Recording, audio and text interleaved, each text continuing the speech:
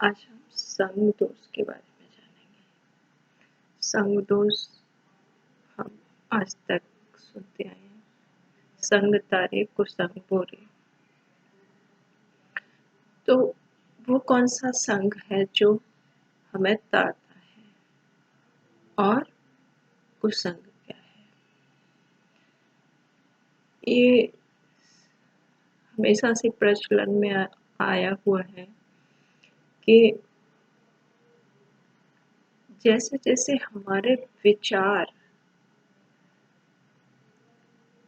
विचार, हमारी सोच, हमारे विचार, हमारा चिंतन जिस प्रवृत्ति का होता है, तो हमारे अंदर उसी तरह की शक्ति बनती जाती है, या हमारे अंदर की मन स्थिति का निर्माण होता है हमारी सोच के अकॉर्डिंग।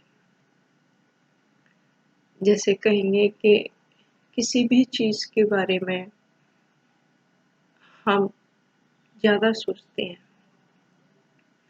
कोई भी हमारी इच्छा है, वो हमें अपनी इच्छा पूर्ति करने के लिए हमें अनेक प्रकार के साधन, सुविधाएं या किसी का सहयोग की आवश्यकता है।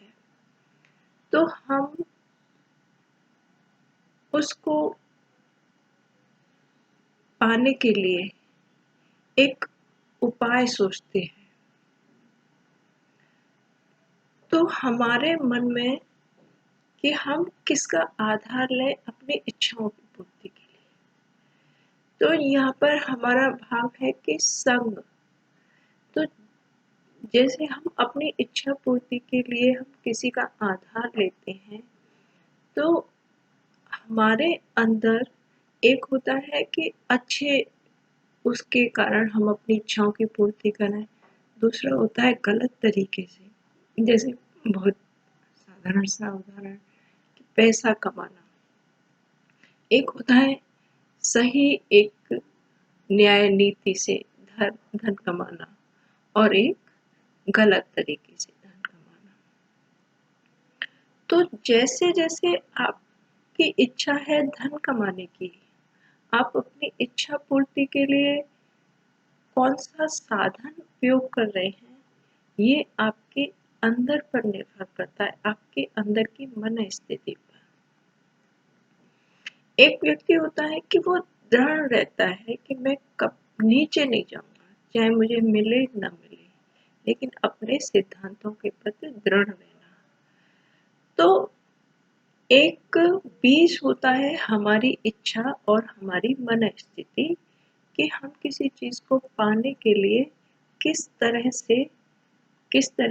की साधनों का प्रयोग करते हैं। संग से अगर आपका जो संग है, आप उनसे राय लेंगे, तो आपके जो विचार हैं और जो अन्य के विचार हैं, जो आपकी मन स्थिति से टैली करते हैं, एक समान है, तो वो एक तरह से आपकी जो अच्छी वृत्ति है उसको सहयोग मिलेगा। अगर किसी ने पावरफुल रीति से भाव कि एक बहुत गलत तरीके से कोई बहुत पैसा कमा रहा है और आप उसको सोच रहे कि मेरे हिसाब से नहीं है, लेकिन आप उसके प्रभाव में हैं, तो आपकी जो अंदर की आवाज है वो दब जाएगी, और वो जो गलत तरीके से है उसका हम एक सहयोग लेंगे। तो हमें अपने अंदर को इतना प्रबल कैसे बनाएं कि हम सही निर्णय खुद लें और खुद शक्तिशाली बने, वो कैसे संभव है? तो यहाँ संग से भाव हमारे चारों तरफ का वातावरण या आपका आसपास का जो भी आपके मन और जो स्थूल है, जो आपके आसपास की दुनिया, उसके अकॉर्डिंग आपकी एक मन स्थिति बनती है। तो उसका, और आपने देखा होगा कि जो भी व्यक्ति होते हैं, तो जैसे उनकी सराउंडिंग है उसके अकॉर्डिंग उनकी इच्छाएं बनती हैं, उससे आगे उसके आगे। तो सराउंडिंग का बहुत महत्व है। तो हमें इसीलिए तो कहा गया है कि सत्संग। अब आज सत्संग के नाम पर तो कितना कुछ हो रहा है, लेकिन हमें अपने आप को दृढ़ बनाना है। अब किसी दूसरे के सहयोग की या सत्संग की जरूरत नहीं, अपने खुद के ही संग की। जैसे गीता में भगवान कहते हैं ना, आत्मा अपना ही शत्रु है, अपना ही मित्र है। तो अब कुसंग से भाव बुराइयों से, और संग से भाव सद्गुणों से। तो अपने चिंतन को इतना प्रभावशाली बनाएं कि खुद ही निर्णय कर सकें कि सत्य के साथ में मेरा जीवन कैसे चल सकता है। हमारा एक शक्ति का स्रोत तो परमात्मा ही है।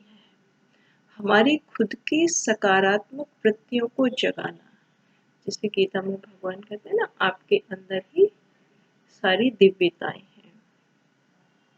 तो खुद को हमें इस चीज का एक विवेकपूर्ण विवेचना करनी होगी कि मेरे अंदर क्या है, मैं कौन सी वृत्ति के अनुसार मेरा जीवन चल रहा है। तो अपने अंदर के को परख करके उसके बाद उसका निर्णय लेना और फिर उस पर चलना। तो हमें सबसे पहले अपने अंदर दृढ़ प्रतिज्ञा करनी होगी कि मुझे खुद ही खुद का संग करना है ना। और सत्संग, जैसे हम अच्छा साहित्य पढ़ते हैं, अच्छे लोगों के संपर्क में रहते हैं, अच्छा ही देखते हैं, अच्छे ही वातावरण में रहते हैं, तो ये हमारे सहयोगी हैं। लेकिन फाउंडेशन तो आपके अंदर है। आप अपने आप को ग्रो करें, अपने आप को शक्तिशाली बनाएं, अंदर की इच्छा शक्ति को डेवलप करें, मन की जो शक्ति है ना उसको प्रयोग। तो सत्संग, तो सबसे बड़ा सत्संग परमात्मा का है। सत्य तो वही है, और तो सब परिवर्तनशील है। तो खुद को उस परमेश्वर से जोड़ना ही सत्य का संग है, और बुराइयों का संग कुसंग है। तो बहुत स्पष्ट सा अंतर हो गया कि हमें अपने अंदर को ही चेक करना है, अपने अंदर ही झांकना है, अपने अंदर की ही कुटिया में बैठ के साधना करनी है, बाहर नहीं है। आप खुद ही खुद का गुरु बने, खुद ही खुद की अंदर से सोचें और उस परमेश्वर से अपना नाता जुड़ाएं। तो ये होगा एक तरह से अपना मित्र बनना, खुद का मित्र बनना, अपने लिए एक सुखद दुनिया का निर्माण करना, शांति की दुनिया का निर्माण करना। तो हमें अपने संग को, मेरा मन कौन सा संग कर रहा है, सकारात्मक वृत्तियों का, सकारात्मक चिंतन हमारे अंदर बढ़ता जाएगा, तो हमारी मन की अवस्था मजबूत होती जाएगी और हम अपनी स्वस्थिति पा सकेंगे।